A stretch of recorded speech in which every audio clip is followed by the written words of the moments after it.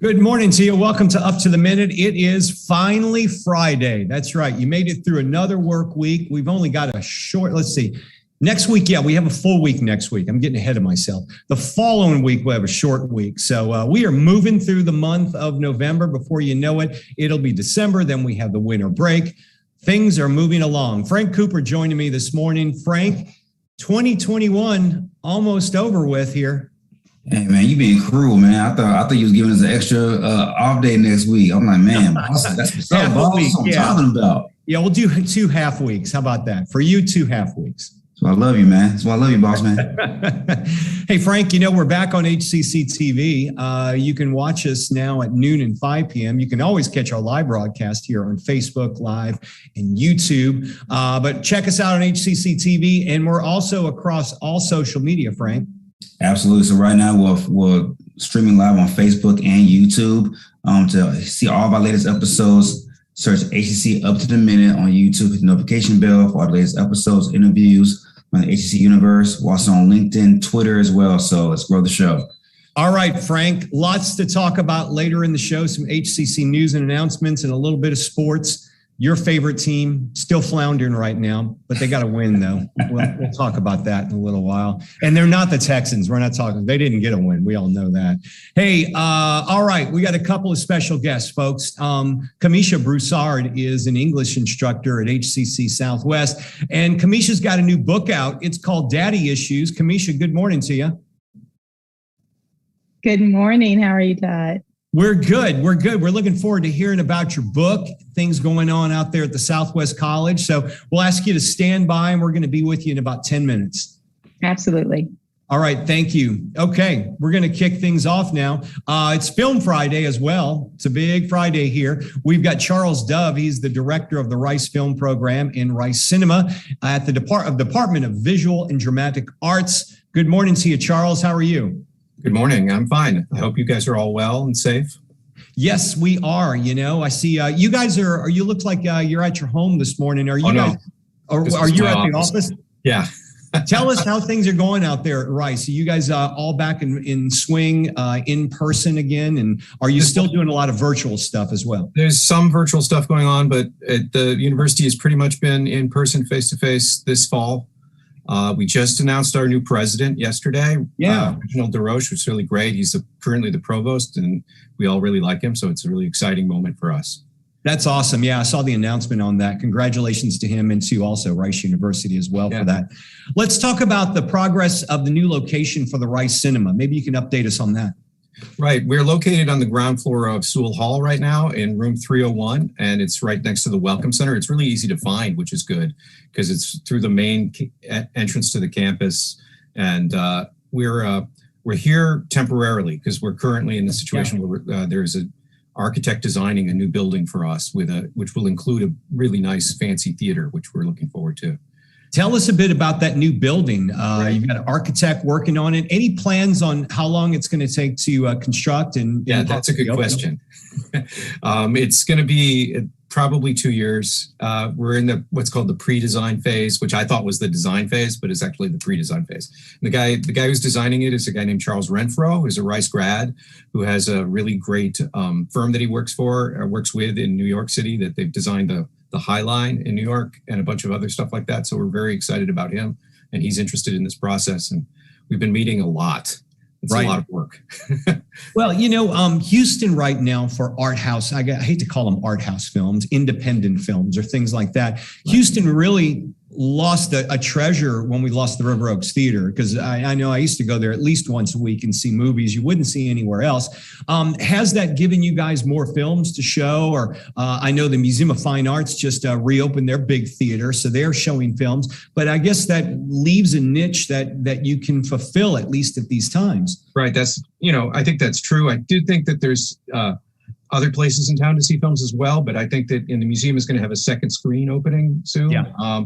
So what we've got is a real opportunity to help people get a chance to access these films. So like the festival is a really good example of that, where we have really unusual films that we're showing. And the festival itself, it's the Houston Cinema Arts Festival.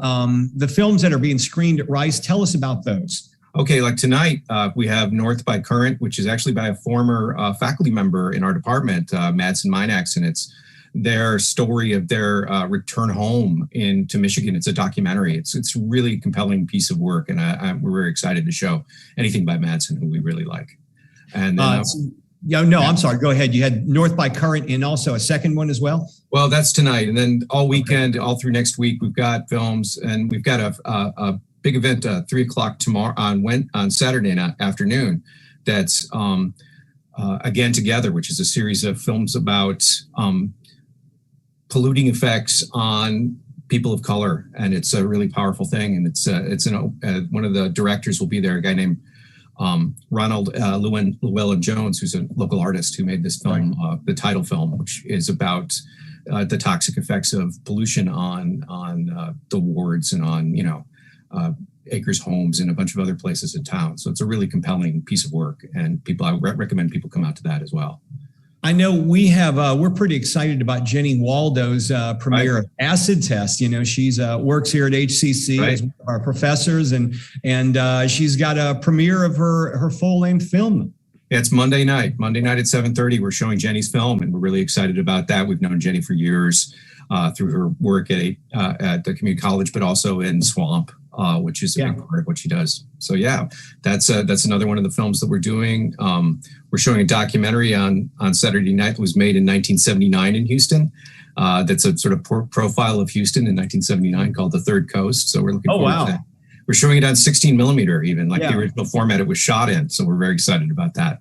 And then also we got the Bushwick Bill film. That is something I'd be interested in seeing there. That's next Wednesday. We're going to have Bun B there to talk about it. So we're very excited about that. Bun B is a member of the Cinema Arts Board, and he's been a huge asset to everyone in cinema arts. He's been so great. As the Rice Cinema moves through the year, anything we can look at as far as films coming up over the next school year? Oh, absolutely. We're returning to the Festival of Iranian Films in January and early February, which is our 29th year of showing Iranian films.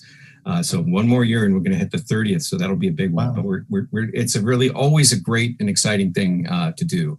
And we're also going to be screening some classic films. And I'm looking at also doing some sort of current popular films that maybe people didn't get a chance to see when they were in the theaters, because people aren't fully back in theaters. I know. We've been doing this since the beginning of October, and we've had no problems. People just need to bring their masks. For the festival, they also have to bring proof of vaccination. That's important to know. So you need proof of vaccination. Make sure you wear your mask. Welcome to the festival. Where can people go to get information on all the films you're going to show? I know the Houston Arts Cinema Festival has their own website, but where can they go for the Rice Cinema? The Rice Cinema, it's on the Rice website. It's rice.ricecinema.edu, and it covers all of the stuff that we're doing. It's a monthly by monthly calendar basically. And we also have a print calendar. We've been starting to do a print calendar, which is fun because people don't have enough stuff on their refrigerators. So that's the crucial thing. Oh, yeah. We all could use some more things in our refrigerator. Charles, Dove, we look forward to the new building. I know you guys are excited about that. Yes. It sounds like it's going to be a little process getting it up there, but it is, but we're very far along in it right now. It's just the old building is gone. Sadly, the media center was torn down this summer, and it's going to be on that site that we're going to build the new building. So we're excited about that. So check them out at the Rice Cinema. We'll have a link to their website in our social media post of the show. Charles, thanks for being here this morning and updating us on everything going on out there. Thank you very much. You've been very nice. Thank you very much. Stay safe, Charles. Thank you. You too. All right, we're going to move on to our HCC guest. We've got Camisha Broussard. She is an HCC English instructor and also has a book out called Daddy Issues. Camisha, good morning to you. Good morning, Todd. How are you? Well, I'm doing great. Now, we're happy to showcase your book during National Novel Month. Before we get into that, maybe you want to, what inspired you to get into writing? I know years ago, I used to work in the news industry. When I was in school, what I hated most was writing. What did I do for a living? I had to write, so it just kind of wound up that way. But you, is it something that's always been a passion? Have you always enjoyed it? I have actually, before I knew it was a passion, my English teachers in high school recognized that I was naturally good at writing, but writing is very tedious. It's very detailed. And honestly, who wants to do all of that all the time? It's truly a labor of love. It really is. And just for clarification, my book comes out February 3rd, which will be my 50th birthday. Oh, wow. So we got a few months. I want to talk about the book, so we'll get to that. But let's talk, maybe you can share, what would some tips when in your classes that you share with your students, tips about writing? One of the things I really love to try to emphasize to my students is that writing affects everything about your life, no matter what you're doing. You don't have to be a writer to understand exactly how important the writing process is. The writing process, it actually represents what goes on in our head. So the more fluid we are with what's on paper, the clearer we are with what's in our heads. And when we talk about things like fallacies, they start to understand, hey, I had an argument like that the other day. I was like, well, see, now that you're prepared, you know how to counter that argument. So what I love is teaching them and introducing them to the idea that writing isn't about just what's on paper. It's about organizing. It's about clarity. It's about communication. And you're going to do that for the rest of your life, no matter where you are. And where do you find your motivation when you're writing? And do you ever run into writer's block or some days where you're like, I just can't do this today? I do. And for writer's block, for me, I free write. I just write anything, and that's scary. What comes on paper is scary sometimes. But that's how I deal with writer's block. But one of the things I love about that is when I do free write and I go back through what the scary stuff, I'm like, oh, wow, that's an idea right there. Let me go with that. Music motivates me. And I listen to music depending on the kind of mood I'm in. Yeah. Sometimes if I'm sad, I may listen to sad music purposely because I'm like, okay, I needed to get it all out. I want it all out. Get it all out. So there are a lot of things around that motivate me. Reflecting is a huge motivator, huge motivator. How do you handle dialogue when you're writing? Oh, delicately and realistically. It used to be troublesome. He said, then she said, then I said, and then I have AirPods that fall out of my head. But dialogue for me used to be very uncomfortable. Now I think about the emotion behind it. And I get to the point, I start off very, very basic. And if there needs to be elaboration, then I'll try to create realistic elaboration. If there doesn't need to be and the words speak for themselves, I'll let the words speak for themselves. Yeah. And my editor commented on my dialogue that it was very, very, very sharp. And I was like, yes, I did it. Let me ask you this, because when I'm reading a biography, or if it's a self-biography, somebody who's written their own story, and they're relating conversations they had 30 years ago, I've always am under the impression, unless they're the president and recorded these words on tape, that about 70% of that conversation is what they remember of the conversation, not what the conversation really was. Is that the truth, you think, when it comes to people who you're trying to tell a story 30 years old. Not everyone is going to remember things exactly the way they were. That is very true. That there's this saying, there are three sides to every story. Yeah. Right? There's your side, there's their side, and then there's the truth. Yes, right.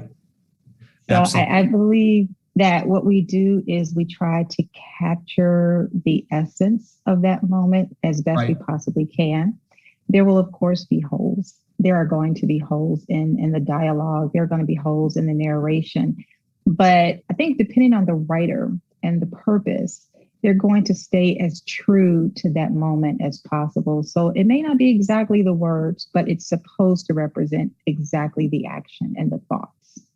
And let's bring that into your memoir, because the book is called Daddy Issues. You say it's coming out in February. Maybe you can tell us a bit about that and how you were able to tell the story when you were piecing together things from maybe 30 years ago or 20 years ago or 10 years ago. Yeah. Well, Daddy Issues is about how my dad's absence affected me. And in writing the book, I started to figure out that I was missing a lot of information. There were a lot of gaps. not purposely, but there were gaps. So the process of writing itself started to fill in a lot of those gaps. And I started to call my mother and I'm like, oh my God, this happened. She said, how do you remember that? And I'm like, I don't know. So it was the process of trying to flush it all out that ended up with other things emerging that I didn't even know were there. Wow. And that is, for me, it was one of the most powerful moments. For my husband, it was one of the hardest moments. He would come into the room and I'm just like, get out, leave alone. And I'm throwing stuff at the door. But memories emerge from writing. And it's one of the most powerful experiences as a writer that I have ever gone through because this was such an intimate book to write. Yeah. And it sounds like it was self-discovery, exploration that you were able to, I'm intrigued about the gaps and how you were able to fill those in and things. I do have moments where, I'll remember something I hadn't thought about in 30 years. I totally forgot about that. Did you have a lot of those aha moments?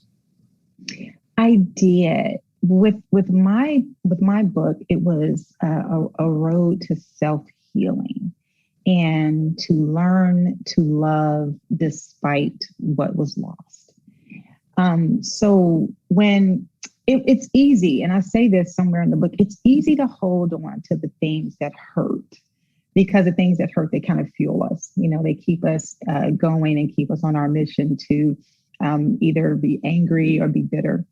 But it's hard to remember the things that break that hatred and that bitterness. Yeah. And in the writing process, those are the things that emerged. The little bitty memories that were way, way, way in the back because I had no use for them. I was too angry to need them, but they crept in as I was writing. And I actually this started when my dad was passing away in 2002. It started as an essay where I was just coming to terms with our relationship. And midway through, when I picked up the book again, I was a new husband in, I was a new mother in. I literally had to throw away 60% of my book and start all over again. And what was that like? I mean, you're looking back at things you wrote over what I imagine over a decade ago. And what was that like, deciding what you're going to get rid of, what you're going to keep, and like, oh my, I can't believe I actually wrote that. Exactly. I was like, who is that? Who was she? I was like, oh, I don't think I like her she's horrible. There were a lot of things that I thank God that I did not publish the book then. It was truly a reckoning of when it's time, it's time. And when I look back at how angry I was when I first started the book and having to throw away 60% of it for various reasons, what resulted was something that represents more of who I am now and what I think, considering I'm almost 50, I think I'm pretty much where I'm going to be for the most part. But looking back, it was a very, very angry and hurt little girl. But what it has become is a woman who loves and accepts her dad because he was her dad. Right. And that I'm proud of. Let me ask you this. Once you finish your book and you're ready to send it off to publishing, you have to send it to an editor. What's that process like when you send it to an editor? That book is very personal to you. And then the editor is like, nope, we're taking this, and this out. How is that process? I will say that I purposely chose my editors. And I chose them because they were harsh critics, very, very harsh critics.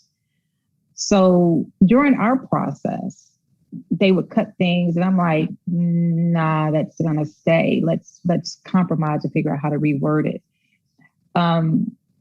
It's interesting and challenging to have something personal out there because this is not fiction.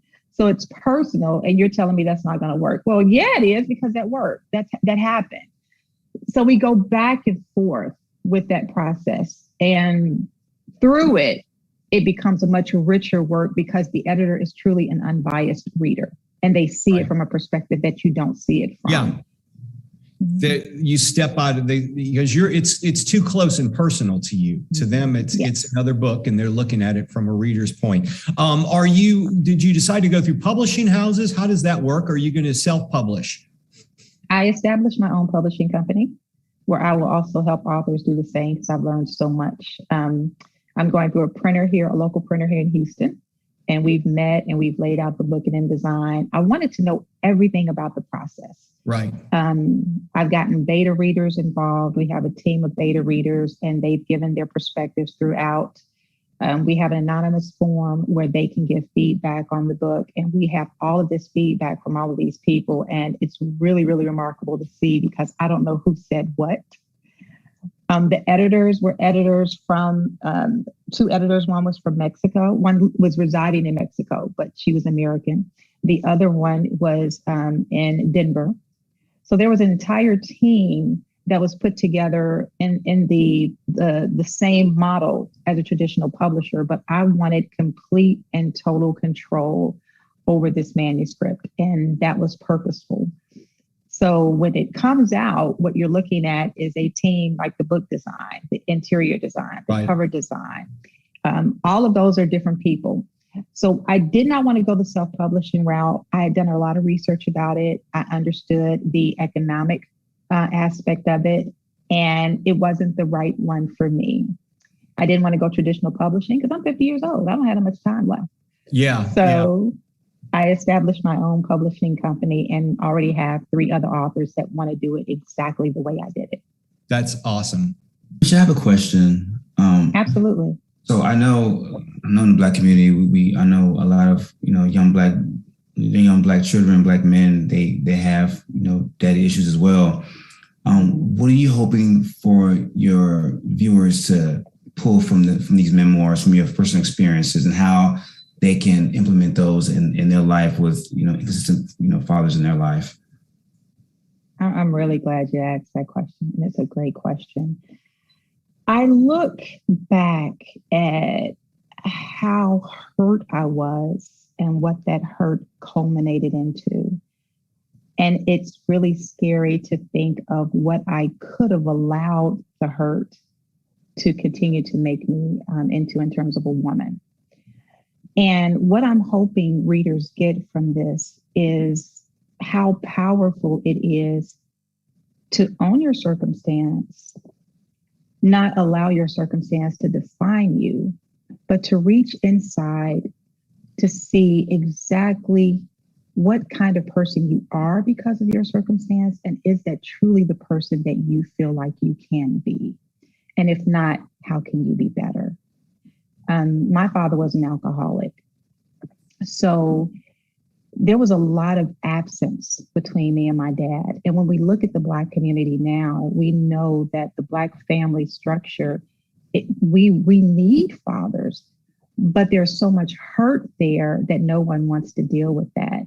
And I'm hoping that the book shows people that it's okay to own the hurt, and it's okay to still love the person, but understand it impacts who you are and who you become and the decisions that you make, and move forward to do better despite of what wasn't done for you or with you or to you. That's what I'm praying for. Wow, that's powerful. Thank you so much for the response. I know for me, my father was very inconsistent in my life as well. And like, I try to, we don't go to therapy enough and speak on our problems when it comes to our childhood, and like being able to talk about it and like not have my mother feel some type of way about it as well. Like, 'cause I never want my mother to feel like she didn't do enough. Just certain things that it's just hard to express that without hurting another parent that was present in your life. So thank you. And as a mother, I have 4 boys. My oldest is 30. I have a 26-year-old, a 22-year-old who is battling legal issues. And now I have a 3-year-old. The thing that I deal with as a mother and as a woman who they say when you learn better, you do better.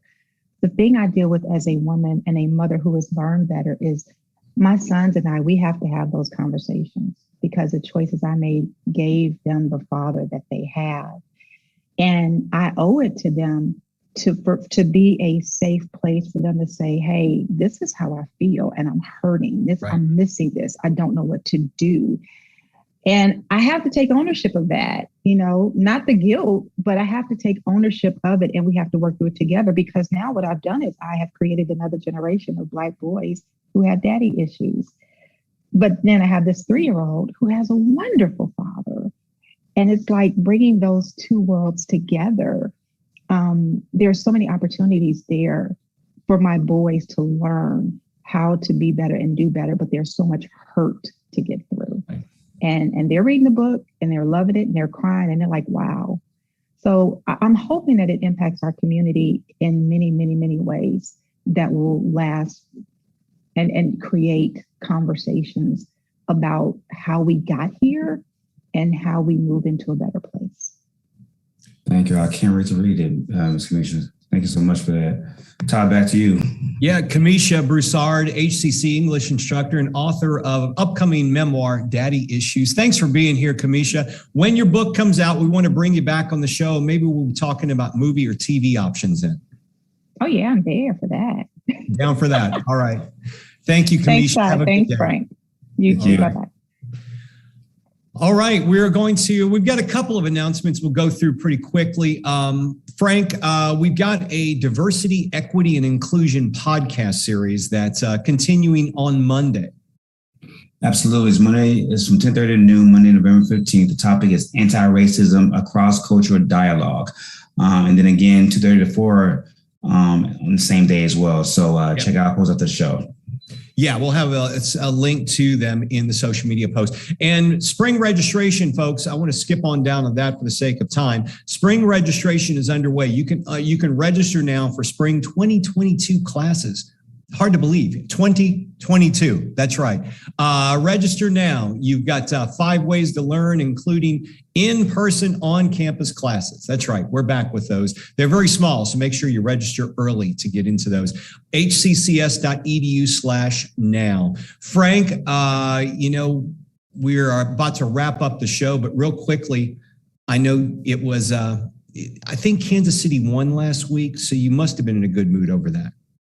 Yeah, but it wasn't pretty. We wasn't pretty, but a win's a win. Yeah, it is. We still have our issues offensively. I don't know what's going on. I think Mahomes is pressing a little bit. Yeah, our defense not playing too well. It's causing the press. Our offense we don't have an identity yet. And I hope over the next couple of weeks we can get that going. So we shall see. We shall see.